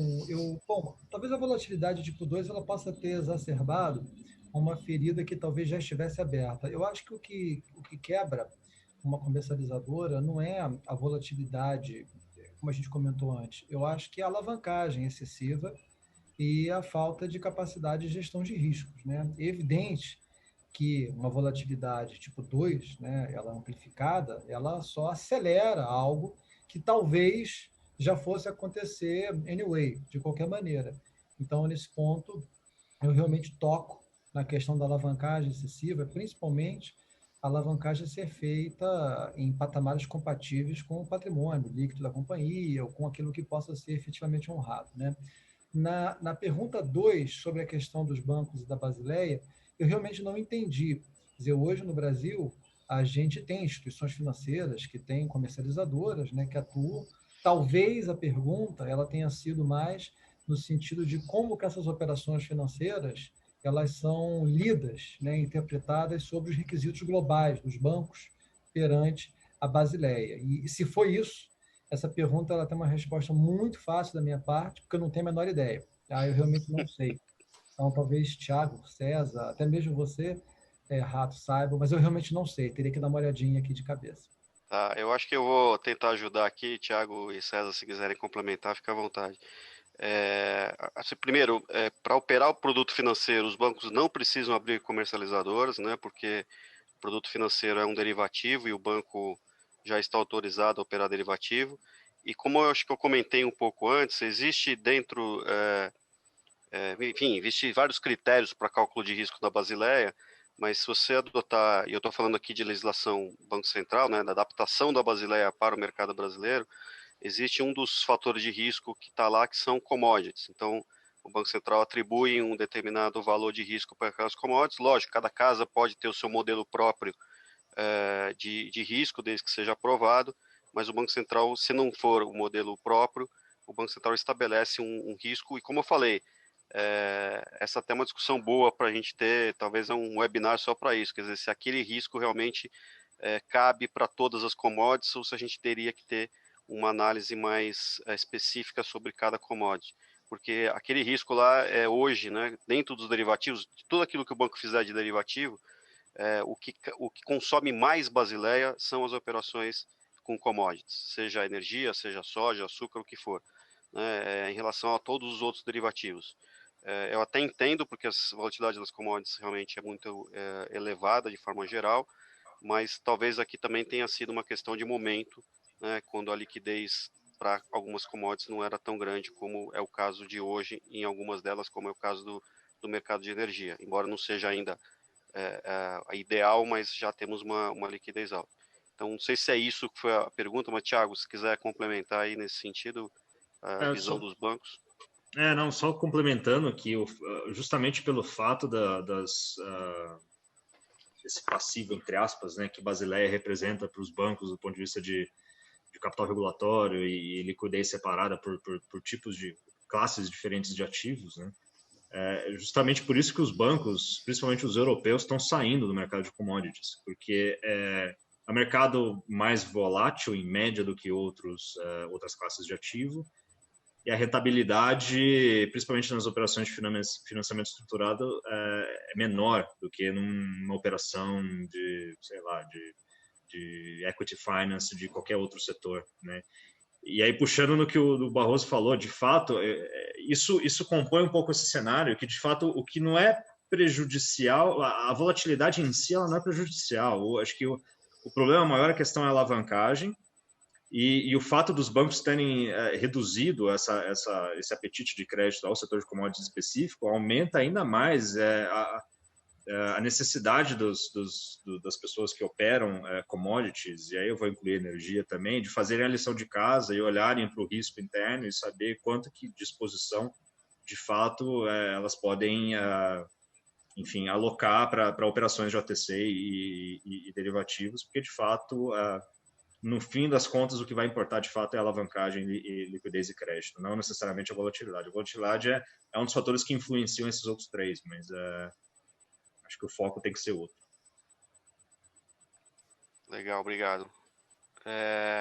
Barroso, a gente viu aí recentemente, a CCE tem feito algumas notas técnicas e tal, em relação à segurança de mercado e um pouco até do que você falou, a questão de começar a tentar calcular algum tipo de exposição das comercializadoras e todos os agentes do Mercado Livre, né? Como é que você vê essas iniciativas, né? E se vão nessa direção, às vezes de aumentar de fato a segurança, e a questão que você comentou, né? Tanto a questão do rating, né? Que o rating sempre é uma questão que também outra, junto com o contraparte central, é uma questão sempre discutida no mercado, né? E eu tenho uma visão que tem um lado bom e tem um lado ruim, porque também quando o seu rating está melhorando, você consegue mais crédito, mas se você também eventualmente tem uma piora no rating, você pode quebrar uma comercializadora simplesmente pela informação de que o cara piorou no rating, né?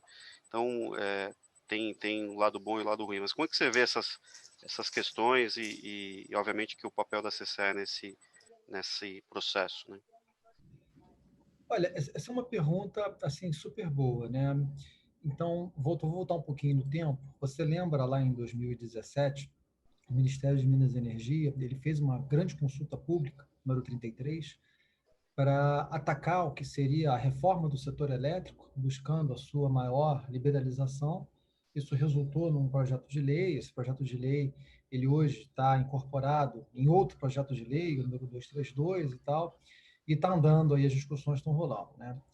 E naquela ocasião, eu fui parte desse time. O que a gente tinha na cabeça era a gente mover o mercado para uma separação bem definida entre o mundo físico e o mundo financeiro, a gente criando estruturas para que o mercado operasse com segurança e para que o mercado financeiro ele começasse a operar em volumes muito maiores do que a gente opera hoje, né? E até mesmo muito maiores do que o mundo físico, pelo giro natural que a gente tinha que ter. Então, essa pauta da segurança, essa pauta do aperfeiçoamento de mercado, essa pauta das bolsas, ela, em primeiro lugar, ela está dentro de uma estratégia maior, que eu acho que é sempre importante a gente lembrar disso, porque muitas vezes nós aqui, brasileiros, a gente gosta de discutir assuntos muito específicos, de forma específica, e esquecer de olhá-los de uma forma mais integral, mais holística, né? Então, tendo dito isso, eu acho que a CCE ela vem, ao longo do tempo, tentando agregar informações ao mercado. Mas eu acho que sempre que você agrega informação ao mercado, você tem que ser muito cauteloso sobre como o mercado vai interpretar aquelas informações. Então, um belo exemplo é a CCE. Ela divulga, na melhor das intenções, projeções de PLDs para anos à frente, períodos à frente, né? Com uma metodologia própria, um modelo próprio e tal.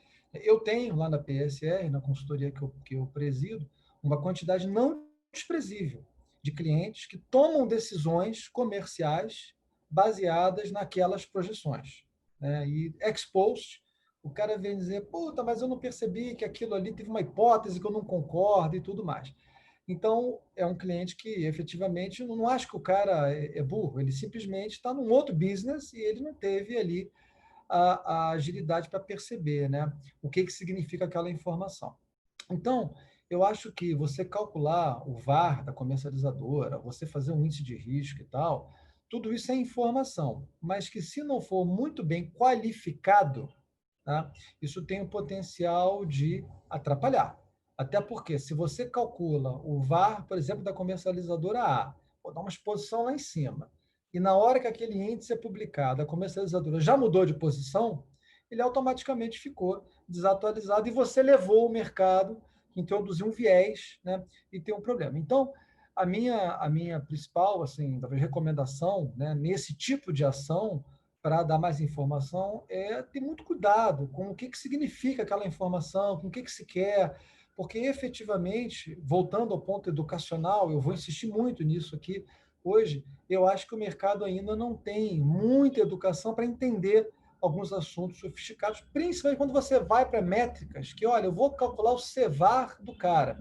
Pô, mas o CVAR do cara é a média de quanto você perde nos últimos cenários críticos, a um percentil, é muita informação para quem não está no métier, tá? Para quem já está no métier, às vezes, já é um ponto. Então, esse é um ponto que eu acho que tem que ser muito cautelosa essa informação. Por outro lado, eu acho que a CCE está tentando corretamente, eu acho muito louvável a CCE atuar para mais segurança de mercado. E acho que a CCE tem feito isso num ambiente de muito bom diálogo com todo mundo. Até o processo agora da chamada de margem, coisas que a CCE queria fazer, que eu mesmo, durante o governo, eu defendia, mas o diálogo ele é muito importante porque você aprende, os agentes dizem, pô, isso aqui vai aumentar só o custo de transação e não resolve o problema, né? Eu acho que esse processo da CCE tá legal, mas eu acho que 2021, como até o próprio presidente Rui Altieri já colocou, ele vai ser um ano muito importante para essa pauta da segurança de mercado. Eu acho que aí a ANEEL também tem que colocar em consulta pública o material que a CCE vem trabalhando para tentar normatizar esse tipo de coisa, até para que a gente tenha muito claro qual é o papel que a CCE também tem que ter nesse mercado, porque muitos esperam da CCE a resolução de problemas que talvez não esteja no mandato da CCE resolver. Então, olha, a CCE deveria fazer, eu já escutei, a CCE deveria fazer uma clearing house. Aí você pergunta, mas a CCE deveria ser a clearing house? Não, não, isso não. Ela tem que fazer uma clearing house. Não, então a CCE faz uma empresadora? Não, também não. Não, então peraí, o que é isso?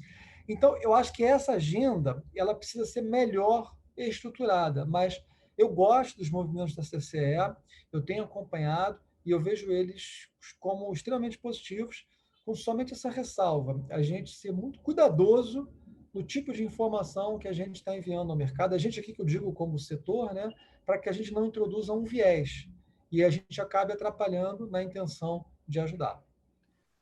Legal, obrigado. Assim, só complementando também, acho que toda iniciativa que visa trazer segurança para o mercado, acho que ela é válida. E eu acho que um aspecto importante que você falou do regulatório, de fato, eu particularmente não acredito, né? Não sei se o Thiago ou o César querem complementar também nesse aspecto, em autorregulação voluntária, né? Eu acho que a autorregulação ela tem que ter um enforcement, tem que ter uma base regulatória para poder funcionar, porque é aquela história, né? Se a autorregulação, a pior punição de um autorregulado for a exclusão dele do sistema, isso vai motivar a um mal intencionado fazer algum estrago grande, porque, no pior das hipóteses, ele não vai operar mais no mercado, mas, por outro lado, ele vai fazer um estrago tão grande que ele não precisa. Então, acho que ter realmente um respaldo regulatório, ter um enforcement, ter a possibilidade do cara sofrer um processo, até criminal, acho que isso acaba afuguentando muito potenciais aventureiros, né? Então, eu acho que isso é super importante ter esse enforcement regulatório, que imagino que é o que a CCE está correndo atrás, né? Tiago, pode falar, Barroso.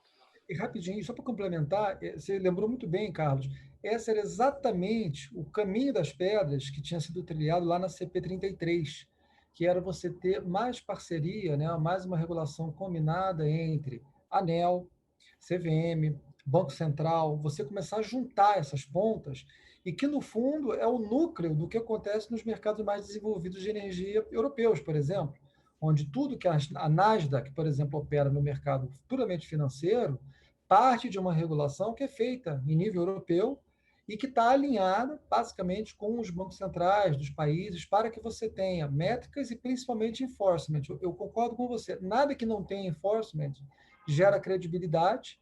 E aí, para você fazer só para inglês ver, eu acho que a gente está até aí com o ESG, né? Que todo mundo agora virou ESG, mas o que mais tem aí é greenwash, né? É você tentar enganar o ESG fazendo as gambiarras aí, né? Boa. Tiago? Não, esse ponto é extremamente importante, principalmente para o investidor internacional, assim, porque a segurança jurídica e regulatória é tudo para o cara investir, fazer um project finance, fazer um structure finance e pegar um contrato de energia, por exemplo, como garantia para financiar, sei lá, uma usina de açúcar que comercializa energia ou um comprador de energia num projeto de greenfield, por exemplo. Então, assim, esse ponto é excelente para, primeiro, atrair mais investidores e, segundo, melhorar a liquidez do setor como um todo. Então, eu acho fundamental esse tópico na conversa. Legal. César, quer comentar alguma coisa? Até o Rodolfo Cabral colocou aqui, né? Precisamos ter impactos nas pessoas físicas dos dirigentes das empresas para poder conter melhor negócios regulares. De fato, precisa ter um enforcement, não que a gente queira utilizar, né? E a gente tem aqui a experiência com derivativo, né? A gente tem a área de supervisão e monitoramento, mas independentemente da área, você tem a CVM por cima e aí, além da CVM, esse processo pode virar um processo levado para o Ministério Público, enfim, tem toda uma cadeia de responsabilidade que acaba inibindo, né, ou pelo menos mitigando o risco de alguns aventureiros ou de operações irregulares. Barroso, para terminar aqui, só para voltar um pouquinho da questão da volatilidade, né, e falar de um tema aí que é, né, super atual, que é o preço horário. Você acha que, e eu ouvi isso em outras lives, né, a questão do preço horário pode ajudar a reduzir essa volatilidade, porque ela aproxima a formação de preço com a entrega. Você tem essa visão? Qual que é a tua visão sobre o impacto do preço horário, se tem algum, né, sobre a volatilidade? Como é que você enxerga isso? Olha, eu acho que o preço horário ele vai trazer, em primeiro lugar, mais observabilidade, mais informação para todo mundo, né? Muita coisa acontece na operação que a gente não vê e a gente só vai começar a ver isso quando esses efeitos operativos ficarem refletidos em preço. Então, quando a gente tem um preço por patamar, né, quer dizer, o mesmo preço para um conjunto de horas do dia, se durante aquele patamar, quer dizer, naquelas horas, a operação mudar muito, você não tem informação econômica. Então, eu acho que a maior vantagem do preço horário, ela vai ser trazer para o consumidor, para o gerador também, para o comercializador, uma informação nova, né, que é o mundo operativo. Aproximar a operação do mundo comercial é fundamental para você ter eficiência, porque ela permite que os agentes reajam e, com isso, o sistema se otimiza de uma forma endógena, o que é bastante relevante. Eu acho que o preço horário não deveria, em condições normais, temperatura e pressão, ampliar a volatilidade de preços no Brasil, basicamente porque as hidrelétricas são, né, as fontes que atendem à variação incremental da demanda ao longo do dia e elas fazem isso a um custo muito barato. Obviamente que isso é válido quando o sistema está equilibrado, com nível de armazenamento maior e não está estressado. Um sistema estressado, armazenamento mais baixo, vazão ruim e tal, tudo isso fica mais nervoso.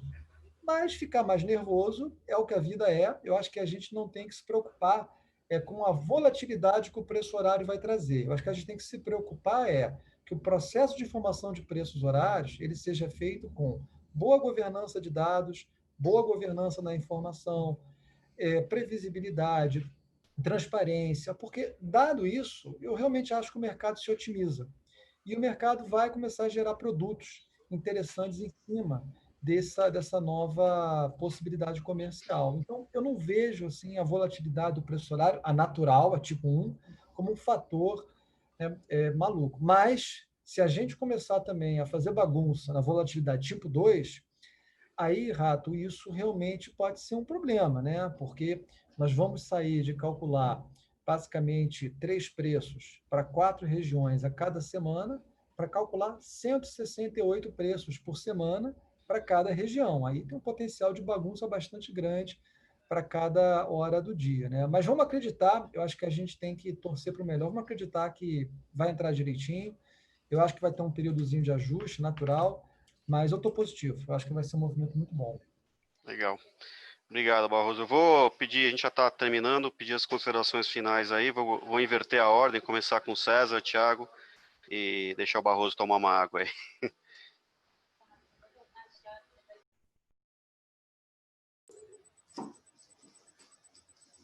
Bom, eu queria terminar agradecendo muito o convite. Acho que foi muito gostoso, acho que foi um aprendizado muito legal com o Barroso, com o Thiago, com o Rato. Pode me convidar outras vezes para conversar sobre risco e sobre essas coisas que eu estou aí. Ainda mais nessa época de pandemia, né? A gente fica louco por um papo. E acho que a única coisa que eu comecei falando sobre essa questão de usar o verbo adequado, estimar, ao invés do verbo medir, para quando a gente está falando de risco. E como durante a conversa a gente rodou muito nessa questão educacional, a importância de levar esse conhecimento para mais gente, acho que eu terminaria com um outro semelhante, de dizer assim, nada substitui o componente humano. O cara olhar, sentir o cheiro da operação, falar, deixa eu ver essa operação aqui, sabe? Isso é essencial. Então, sabe, você tem que botar gente que tenha esse perfil de procurar chifre em cabeça de cavalo mesmo, para quando você está gerenciando o risco.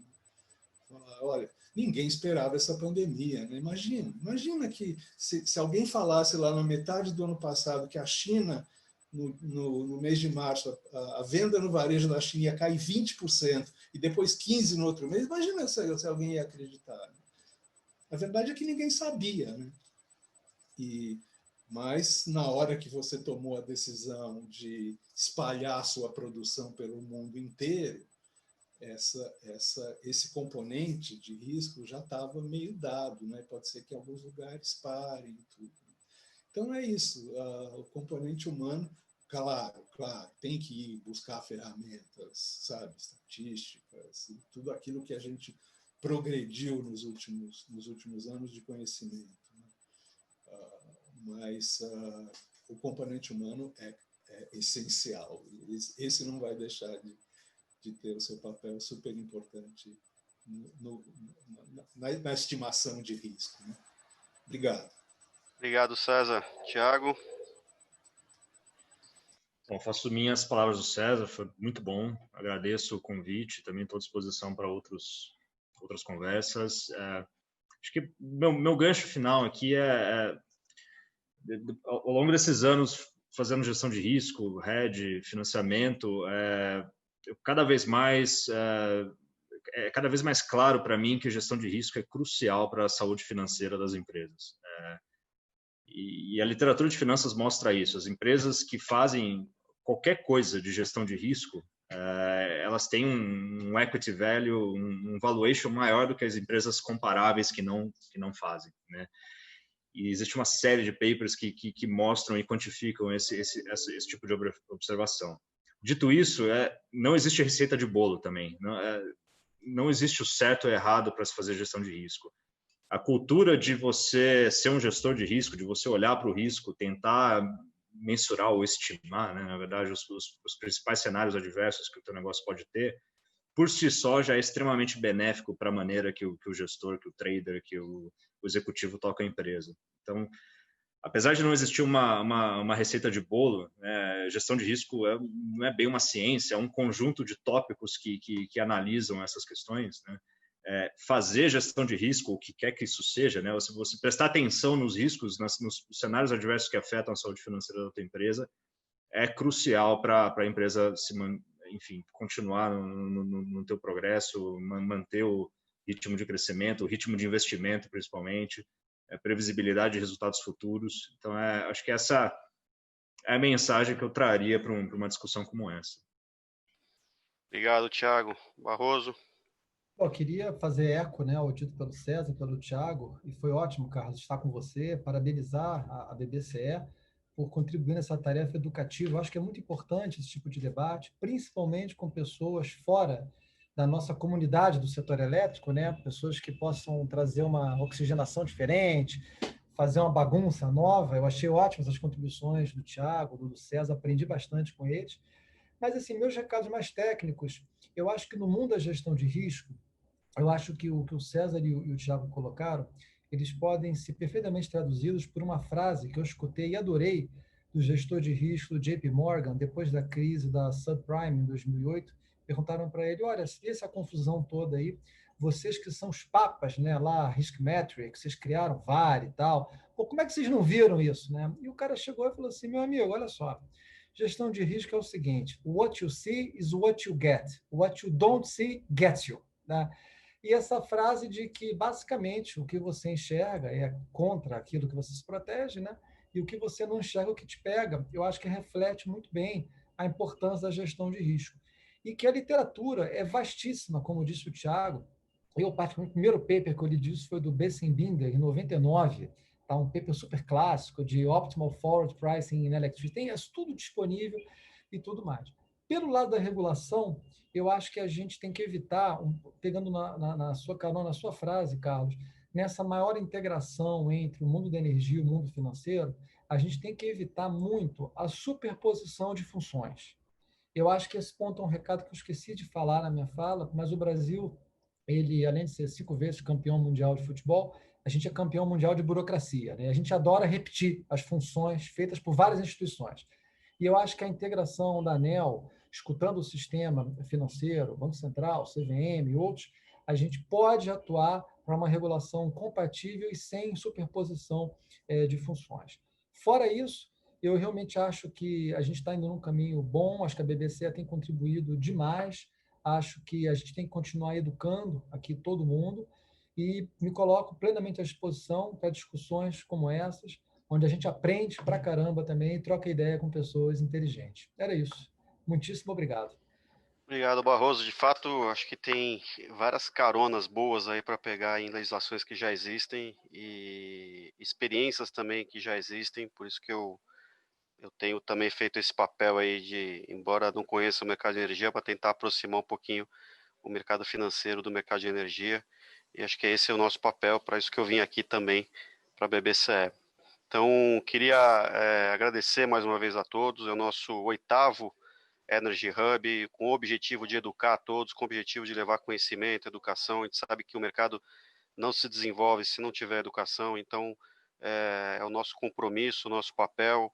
A gente tem aí coisas boas para vir pela frente, né? O lançamento dos derivativos, a gente tem algumas outras ações educacionais que também a gente vai apresentar para todo o mercado. Então, contem com a BBCE e, mais uma vez, obrigado em nome da BBCE. É uma honra poder contar com vocês aqui, com esse debate. Que venham outros, né? Que eu acho que o tema aqui não se esgota, eu acho que tem muita coisa para a gente fazer. E obrigado a todos. E aproveitar até dar boas festas e um excelente 2021. Cuidado para não pedir a mesma coisa que vocês pediram em 2019 para 2020, que não vai dar certo. Então, peçam outras coisas. Brincadeiras à parte, que a gente tem um ano muito melhor que foi 2020, que realmente foi bastante desafiador, mas que também a gente aprenda com as coisas que a gente mudou em 2020, né? E que a gente conseguiu realmente, eu acho muito interessante e aí vai na linha do que a gente sempre fez aqui, que é a transformação digital. Acho que 2020 acelerou esse processo e a gente que nasceu no mundo digital e usa a tecnologia, né, em tudo aquilo que a gente faz, para a gente realmente foi um orgulho e um salto muito grande do que a gente vem vendo acontecer no mercado. Então, espero que 2021 consolide as coisas boas de 2020 e transforme as coisas ruins em coisas muito melhores. Então, obrigado mais uma vez pela presença e bom ano a todos aí. Obrigado.